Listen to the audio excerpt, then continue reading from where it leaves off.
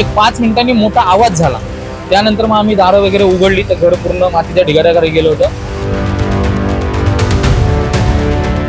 नंदू तिकोने यांचं घर मातीच्या ढिगाऱ्याखाली गाडलं गेलं आणि त्यांच्या बाजूला पंकज तिकोने राहत होते. काय परिस्थिती होती रात्री, काय घडलं नेमकं? रात्री 4:15च्या आसपासमध्ये मोठा आवाज आला. आवाज आल्यानंतर उठल्यानंतर बघितलं की मागच्या ज्या भिंती होत्या त्या बेडरूममध्ये आल्या. देवाच्या रूममध्ये झाल्यानंतर आम्ही तिथे झोपलो होतो. फक्त दरड आलं. त्याच्यानंतर खालून आमचे हनुमान तिकोने म्हणून चुलते होते, ते नंदू तिकोने शेजारीच होते. ते वरती आले. त्यांनी समोर स्वतः नंदू तिकोने घर समोर ढिगाऱ्याखाली जाते ते त्यांनी पाहिलं स्वतः त्यांच्या डोळ्यांनी. त्याच्यानंतर ते वरती आले. वरती आल्यानंतर आम्ही सर्व आमचं कुटुंब आम्ही कोण होतो तुम्ही कुटुंबामध्ये? घरात कोण कोण होते, किती जण होते? माझी फॅमिली 4 लोकांची फॅमिली, भावाची फॅमिली 4 लोकांची आणि चुलत्यांची फॅमिली जवळजवळ 8 लोकांची. म्हणजे किती 14-15 लोक आणि खाली 4 म्हणजे 17 लोकांची फॅमिली आमची त्यामध्ये दुर्दैवांची वाचली गेली. काय नेमके कालची रात्र जर म्हटलं तर तुमच्या आयुष्यातली काय रात्र होती? कालची रात्र म्हणजे अस्मरणीय होती रात्र. म्हणजे देवाची कृपा वाचलो असं म्हणता येईल. बाहेर येऊन पाहिलं तेव्हा काय होतं नेमकं? बाहेरून आल्यानंतर ज्यावेळेस घरातून बाहेर आलो त्यावेळेस नंदू तिकोनेचं घर आणि माझ्या घराच्या साईडचा पूर्ण डोंगर मागचा, माझ्या घराच्या मागचा कडा पूर्ण त्या घरावरती आणि नंदू तिकोनेच्या घराच्या वर पूर्ण माती चिखल सर्व एकत्र झाला.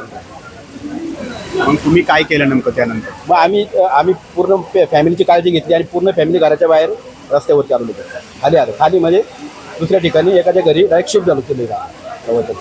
त्याच्यानंतर मग गाव जमा झाला. आता त्या घरात राहायची इच्छा नाही. आता पुनर्वसन होणं गरजेचं आहे आणि पुनर्वसन झालं पाहिजे हे खूप गरजेचं आहे. डोंगर हा पूर्ण खराब झालेला आहे. हा कालांतरी तुम्ही आता पाहता की आताही तो खाली येतोय. पाऊस जर कंटिन्यू चालला तर गावाची मोठी हानी होण्याची शक्यता आहे. किती कुटुंब इथं राहायला आहेत? इथं जवळजवळ 300-400 घर आहेत.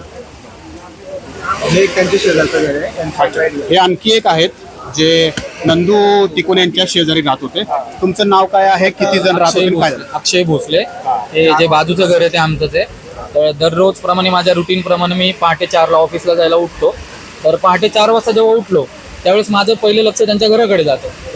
तर मी सकाळी पहिलं तेव्हा स्थिती पूर्ववत होती, म्हणजे अशी कुठली हानी झालेली नव्हती. म्हणजे 4 वाजता काहीच नव्हतं. मी स्वतः उठलेलो 4:02 झालेले. तर मी पाऊस बघितला, म्हटलं आज 1 तास उशिरा जाऊयात, अंधारात रस्ते वगैरे दिसणार नाही. तर मी झोपायला आलो. गजर माझा चेंज केला. जो 4:45चा गजर असतो तो मी 5:30चा केला. आणि जस्ट झोपलो 2च मिनिटं झाले असतील तर जसा एक बॉम्बस्फोट होतो ना, असा एक मोठा धमाका झाल्याचा आवाज आम्हाला ऐकू आला. तर आम्ही सगळे पहिलं बघितलं की कुठं काय पडले का. माझे आई वडील तिथं झोपतात. त्या बेडरूमची खिडकी आम्ही उघडली तर ते पूर्ण घर त्या मातीच्या ढिगाऱ्याखाली गेलं होतं. म्हणजे तुम्ही सुरुवातीला कधी बघितलं होतं हे जे मी 4 वाजता उठलो तेव्हा घर जागेवरती होतं, सगळं व्यवस्थित होतं. मी त्यावेळेस घरात आलो आणि एक 5 मिनिटांनी मोठा आवाज झाला. त्यानंतर मग आम्ही दारं वगैरे उघडली तर घर पूर्ण मातीच्या ढिगाऱ्याखाली गेलं होतं. मी आजूबाजूला मग आम्ही उठलो, माझ्या घरातले सगळे स्थलांतर केलं, बाकीकडे खाली पाठवून दिले. किती जण होते घरात? आम्ही 4 जण, मी, मम्मी, पप्पा आणि माझी आजी.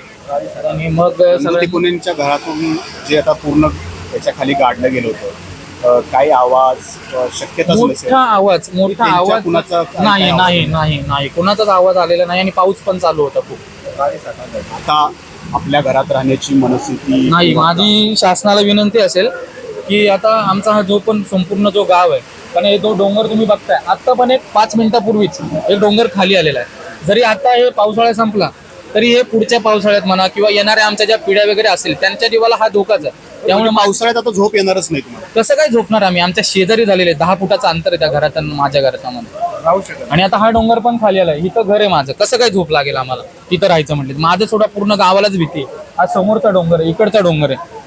आणि खूप वर्षांपूर्वी भाजे गावात पण असंच झालं होतं. ती स्थिती परत न व्हावी म्हणून मी आणि शासनाला विनंती असेल की आमचा जो पण पूर्ण गाव आहे या गावाला तुम्ही दुसरीकडे राहण्याची व्यवस्था करावी, हे माझ्या पूर्ण गावकऱ्यांच्या माध्यमातून मी सांगतो. नंदू तिकोने यांचं घर तर अक्षरशः मातीच्या ढिगाऱ्याखाली गाडलं गेलं आणि त्या नंदू तिकोनेंच्या घराशेजारी राहणारी हे 2 कुटुंब यातून थोडक्यात बचावलेले आहेत. सुदैव आहे, देव बलवत्तर म्हणावं लागेल, म्हणून आज ते आपल्याशी या ठिकाणी संभाषण करतायत. परंतु ही परिस्थिती पुढे येऊ नये, कारण यापुढं त्या घरात यांना नक्कीच झोप येणार नाही. म्हणून सगळेजण मागणी करतायत की तातडीनं पुनर्वसन करावं. आता हे पुनर्वसन करण्यासाठी सरकार काय पावलं उचलतं का हे पाहणं महत्त्वाचं राहणार आहे.